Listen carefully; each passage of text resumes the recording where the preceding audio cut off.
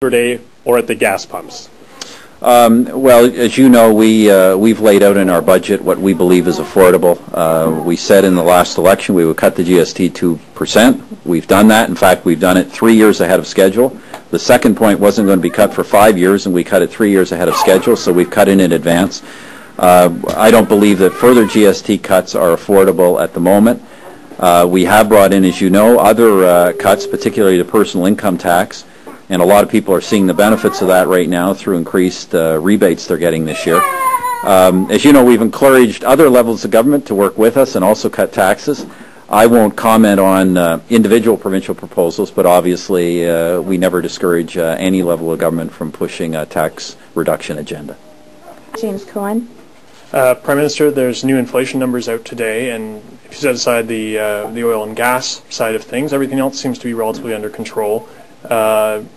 Unemployment numbers seem to be doing relatively well. Do you think there's a disconnect between what we are hearing out there right now with concerns about the economy and what the actual hard numbers are suggesting about how the Canadian economy is doing? No, I think these things have to be put in perspective. As I have said really since last fall, I said at Christmas and in speeches since the budget, there are sectors of our economy that are having some significant difficulty. The prices of some products are rising. They are squeezing the budgets of some Canadian families, and we see more generalized problems of inflation in some parts of the country, particularly in Western Canada.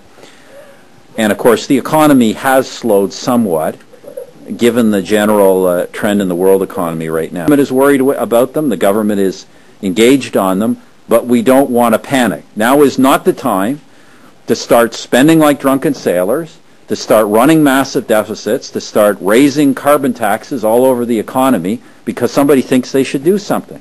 We have some challenges. We'll address the challenges, but we are not going to do wild experiments with the Canadian economy, as our opposition would have us do, just because of a couple of headlines.